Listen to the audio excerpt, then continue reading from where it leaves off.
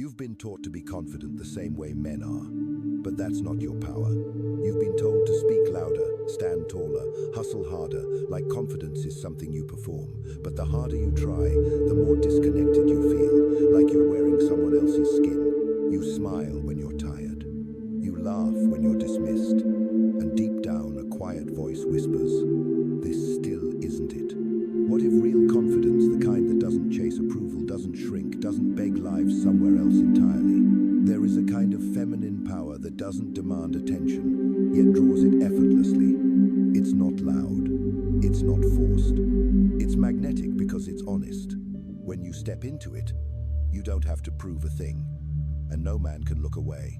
If something inside you just stirred, stay with me. This might be the most important truth you've ever heard. You wake up tired, already chasing something you can't name. You do your hair, your makeup, pick the outfit that feels just safe enough to avoid judgment but bold enough to maybe be noticed. You scroll past the perfectly curated lives of other women online and tell yourself, I should be more like that. Skinnier, softer, smarter, quieter, louder, kinder, sexier. You've been fed 1,000 messages since you were a little girl, what to be, how to act, who to please. And when you try to follow them all, you end up in an invisible tug-of-war with yourself, pulled in opposite directions until you feel split open, still smiling. Inside, it's exhausting, because no matter how much you do, it never feels like enough. And deep down, you may wonder, is something wrong with me? Carl Jung called this quiet, constant conflict the shadow. It's the part of you you've been taught to hide, not because it's evil or broken, but because society labeled it unacceptable. Were you told that being bold made you bossy? That showing emotion made you dramatic? That asking for more made you too much? Then, piece by piece, you tucked those parts away. You became who the world asked you to be. But in doing so, you lost the woman you truly are. You became the actress in someone else's story, saying lines you didn't write, performing roles you never chose. And the scariest part? You got really good at it. Now, maybe you smile when something hurts. Maybe you downplay your accomplishments, afraid of being too proud. Maybe you stay quiet in rooms where your truth wants to roar. But here's the thing, that war inside you, the one where one part wants to speak and another says, be nice. It's not a flaw, it's a signal. It means there are still parts of you left in the dark. Beautiful, powerful parts. Parts that learn to survive by hiding. The shadow is not your enemy, it is your gateway. Jung believed that by bringing the shadow into the light, not to destroy it, but to understand it, you could become whole. Not perfect, not polished, but real. And when you become real, you become free. Now, I want to ask you something personal. Something that might hit a little deeper than you expect. Have you ever caught yourself apologizing for simply having needs? Like asking for help and then feeling guilty. Wanting love but pretending you're fine without it. Setting a boundary and then walking it back, just to keep the peace. That isn't weakness, that's conditioning. And here's a truth you may not hear often. There is nothing wrong with wanting more, with asking for more, with needing space, voice, respect, passion, depth. You don't owe the world a smaller, quieter version of yourself. You've been trying to fix yourself for years, but maybe you were never broken. Maybe you've just been split between the woman you truly are and the one you were told to be. The real question is, are you ready to call yourself back home? Because once you stop running from your shadow and begin listening to her, everything changes. And the confidence you've been chasing, it was never out there. It's always been waiting inside you. She is not loud. She doesn't beg. She doesn't chase. But her presence changes the room. You've seen her before. Maybe it was the woman who said little but radiated grace. Or the one who walked away from chaos without a single word. Not cold, not withdrawn, just grounded in something deeper. This isn't luck. And it's not about beauty, charm, or even confidence, not in the way most people define it. What you saw was a woman rooted in her feminine power. The kind that Carl Jung spoke about, not just personality traits, but ancient patterns, deeply human energies. Archetypes that live inside every woman, whether she knows it or not. The lover, the queen, the mystic, the mother, not roles you perform, but dimensions of your being. And when one or more of them is repressed, ignored, or misunderstood, you don't just feel off, you feel disconnected from others, from your own intuition, from your worth. The lover isn't about seduction, it's about presence. She lives in your senses, your desire for beauty, your hunger for intimacy. When she's asleep, you stop feeling alive in your own skin. You go through the motions, numb to pleasure, disconnected from your own body. The queen doesn't dominate. She leads with unwavering calm.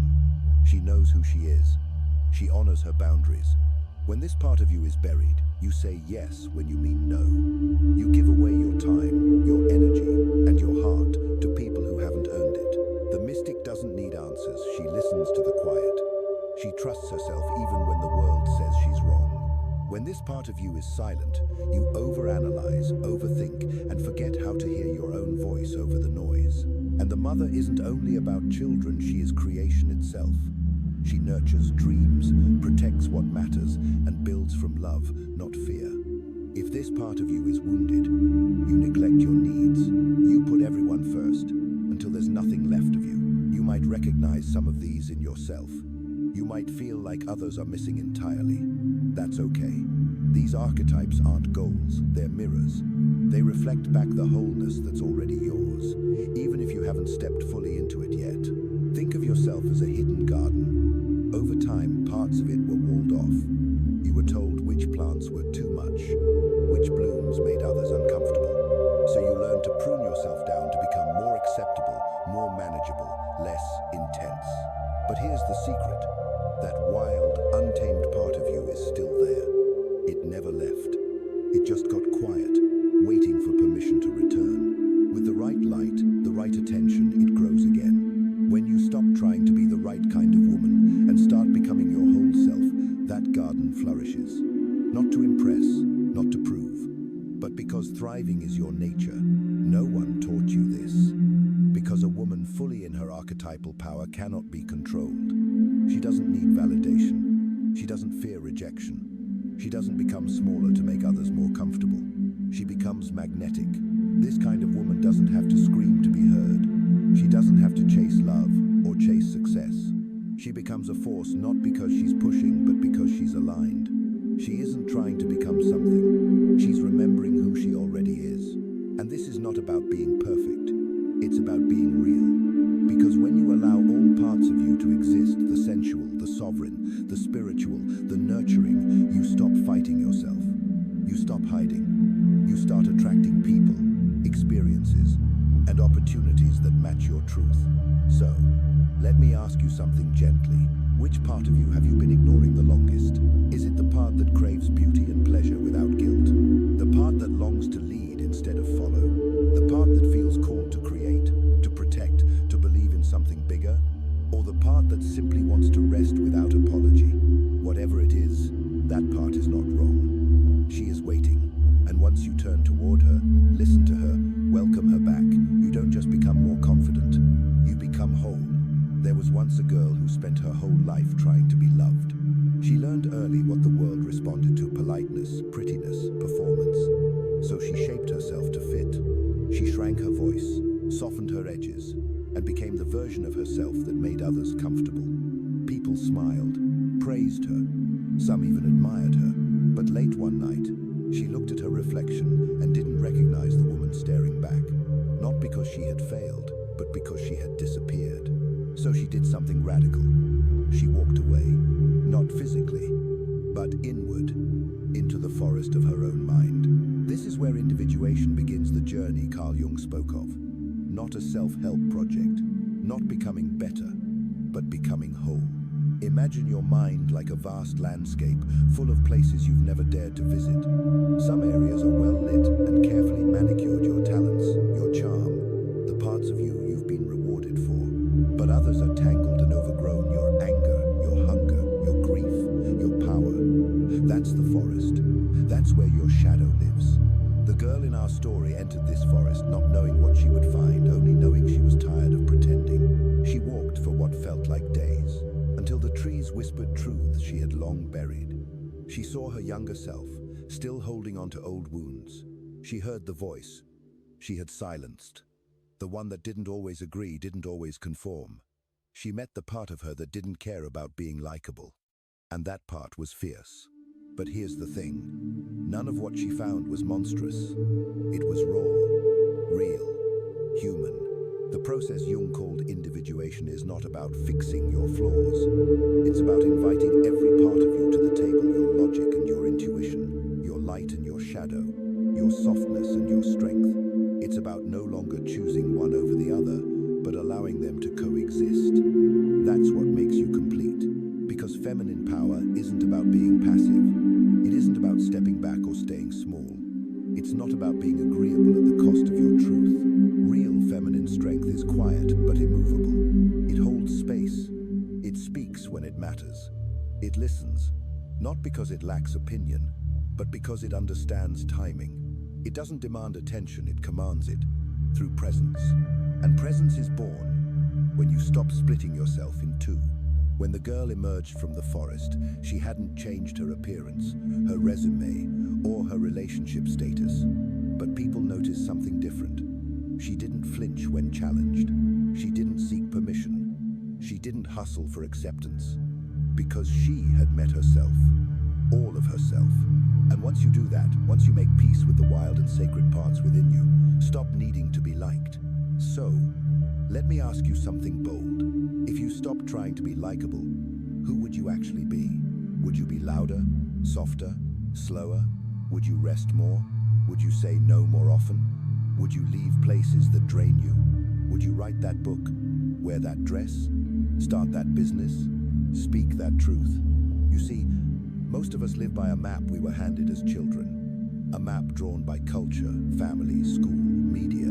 It told us where we could go, who we could be, how far was too far. But the most powerful version of you will never be found on someone else's map. You have your own. The tragedy is that no one ever taught you how to read it. But the good news, it's still there, etched into your bones, inked into your instincts, waiting. So maybe it's time to stop following directions that were never meant for you.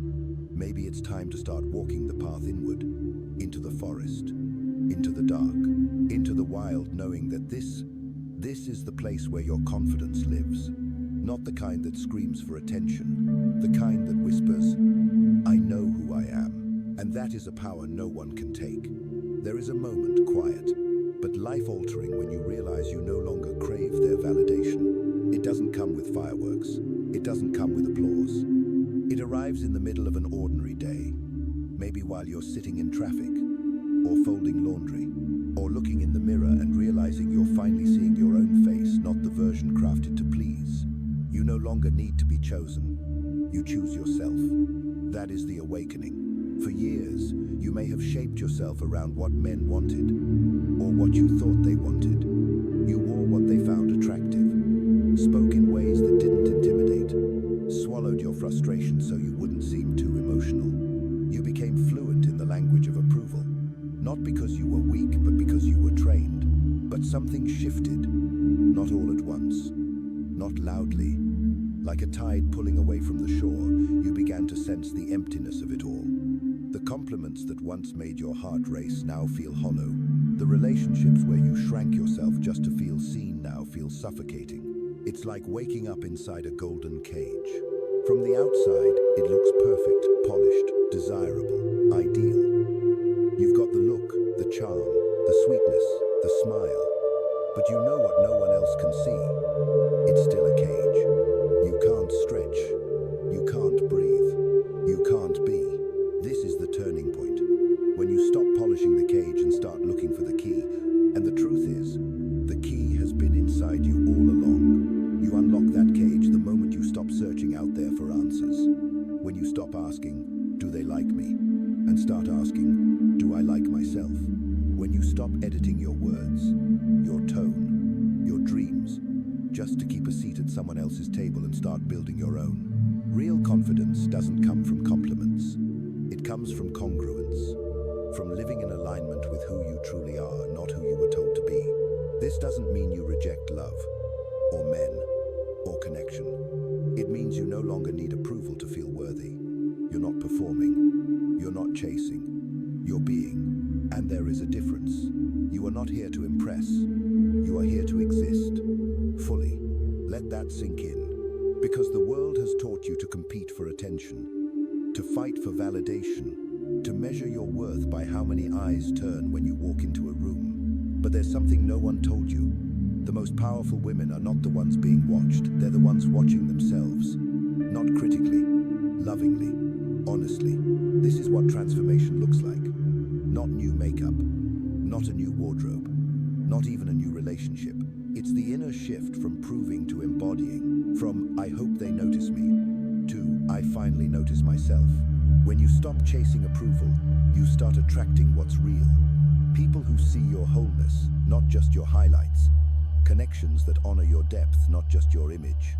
Energy that reflects your truth, not your performance. And no, it won't always be easy. You may lose people along the way. People who only knew how to love the watered-down version of you. But what you gain is far greater. You gain yourself. So if you've been living in that golden cage, beautiful, polished, admired, but quietly aching inside, it's time. Time to stop dimming your light to soothe someone else's ego. Time to stop twisting yourself into shapes you were never meant to hold. You were never made to fit their mold. You were made to break it. Let them call you too much. Let them call you complicated. Let them call you whatever they want. You don't need their words. You have your own. And that is more than enough. You'll know something inside you has changed, not because the world suddenly treats you differently, but because you do. The first sign is subtle, but unmistakable. You no longer react instantly to everything. You've stopped firing back, pleasing out of panic, or bending yourself to avoid tension. Instead, you pause, you observe, you feel the moment fully, and then you choose. That choice comes from clarity, not fear. You no longer let someone else's urgency define your energy. You've found space between the stimulus and your response, and that space is sacred. The second sign is deeper. You no longer fear being left behind. That anxious grip, the one that once kept you clinging to people who couldn't meet you halfway, it's gone. Because you've already chosen yourself. You know now that your own presence, your own company, is not a consolation prize. It's a sanctuary. And when you live from that place, abandonment loses its sting. You no longer beg to be kept. You decide to stay true to yourself. Then comes the shift you never saw coming. The people who once had power over you, the ones who knew just how to guilt you, manipulate your silence, or feed off your need for approval, suddenly find their tricks no longer work. The strings they used to pull hang loose. It's not that you've become cold, it's that you've become clear. What used to confuse you now feels obvious. What used to hurt now feels like information. You see through the performance, and you refuse to play the old roles. And then one morning, you wake up and notice a quiet peace where the noise used to be. That constant buzzing of self-doubt, that inner question asking, am I good enough? It's quieter. Not because you've convinced the world of your worth, but because you've finally convinced yourself. You feel at home inside your own skin. You stop looking to the outside to confirm your value. You feel it. You know it. It's not loud. It's not flashy. It doesn't need applause. It's just there, a grounded certainty that can't be taken or taught. And maybe the most beautiful part is this. Your world doesn't have to change for this power to rise. You don't need a new job or relationship or a glowing highlight reel on social media. You just need to reconnect with the parts of you that were never broken, just buried. Because stepping into your feminine power isn't about becoming someone else. It's about becoming who you were before the world told you who to be. You'll still feel. You'll still care. You'll still have hard days. But you'll meet them with a presence that doesn't crumble. You'll walk through life not needing to dominate, but refusing to disappear. You won't be unshakable because nothing touches you. You'll be unshakable because you've made peace with all that does. And the people around you, they'll feel it, even if they can't name it. They'll feel your boundaries like gravity. They'll feel your compassion, not as obligation, but as choice. They'll know that your energy isn't up for negotiation. Because when you embody this kind of power, you stop proving and start radiating. You stop asking, what should I be? And start owning, this is who I am. And that shift, that inner alignment, is not something you fake. It's not something you copy from someone else. It sacred work of reclaiming yourself. This isn't confidence. This is embodiment. You started this journey searching for approval. Maybe you didn't even realize it at first. You just wanted to feel seen, loved, valued. So you adjusted, smiled more, asked for less, tried to be who you thought they needed. But piece by piece, you remembered who you are. You faced the parts of yourself you once buried. You stopped waiting for someone else to choose you.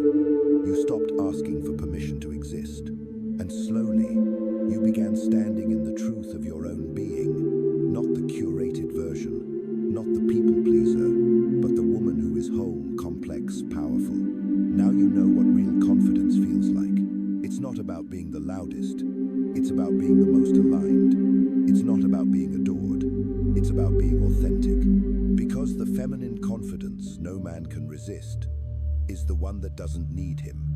It's the kind that lives in her body, speaks her truth, sets her own pace. She doesn't perform. She doesn't chase. She embodies. And that woman, she lives in you. So now it's your moment. Not to hustle, not to impress, but to become. Become the woman who no longer waits to be picked. Become the one who builds her own table instead of begging for a seat. Become the version of yourself you were always meant to be before the world told you to shrink. If something in you stirred, if even one sentence landed deeper than expected, trust that. That's not just inspiration, that's awakening. Share this with a woman who needs to hear it. Drop a comment. What part of yourself are you finally ready to embrace? Subscribe. This isn't just content. This is a movement. Your story is unfolding now, and this time, you're the one writing it.